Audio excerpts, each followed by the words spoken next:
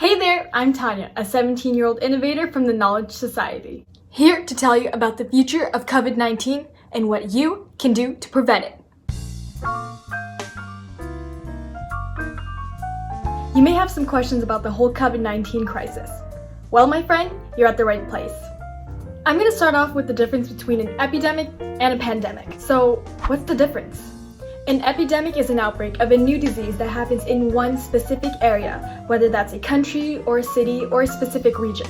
A pandemic is a disease that spreads globally and poses threat to humanity's society, economy, and health, which is what the world is going through right now.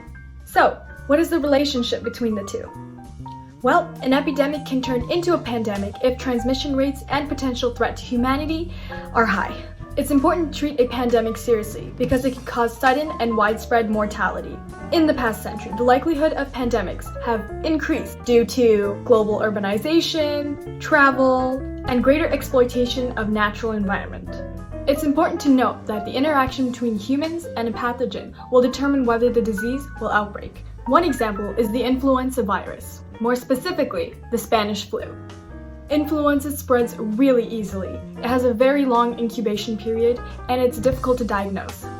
How does a pandemic start, and what are the risks?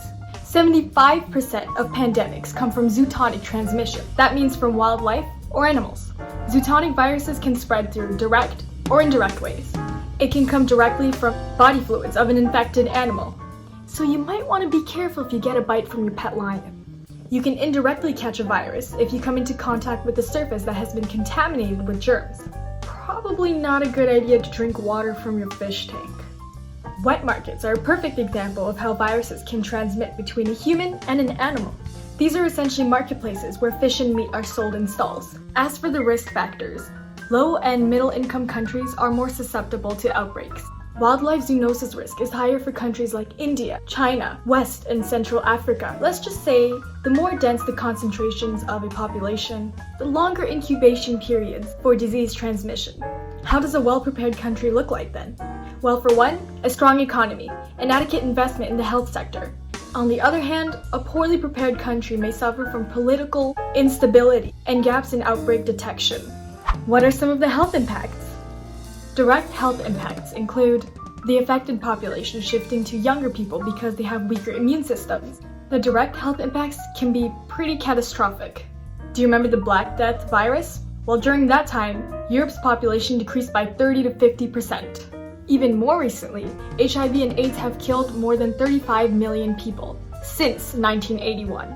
On the other hand, indirect health impacts include depletion of resources to provide care, resulting from fear, inability to travel, and many other factors. In 2014, during the Ebola epidemic, lack of routine care for malaria, HIV and AIDS, and tuberculosis cost the lives of 10,600 people. Availability of healthcare workers decreased because they were scared of contracting the disease. How about economic impacts? As an outbreak grows, there is an increased demand for consumables, such as medical supplies. Diminished tax revenues can cause fiscal stress, and it can cause even more fiscal stress if the high-income families decide to be unsupportive of the low-income families. Indirect impacts include decrease in labor, disruption in transportation, closure of businesses, and disrupts commerce. As you can see, economical growth becomes damaged. Severe pandemics could reduce global GDP by 5%. It will lead to an increased demand and decrease in supplied goods, such as the whole toilet paper crisis. Not only that, but there will be economic stress for families, private institutions, and the government.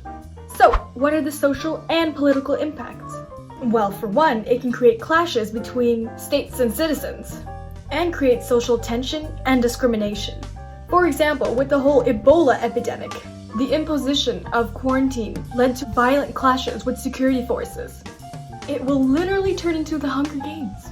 I don't think we'd want that. And that's it for now. Now that you understand the difference between an epidemic and a pandemic, as well as the impacts that a pandemic and an epidemic has on society, you can do your part by first, staying calm. Definitely wash your hands. Help one another out. And don't take part in spreading hatred. Thanks for tuning in. I'll see you soon.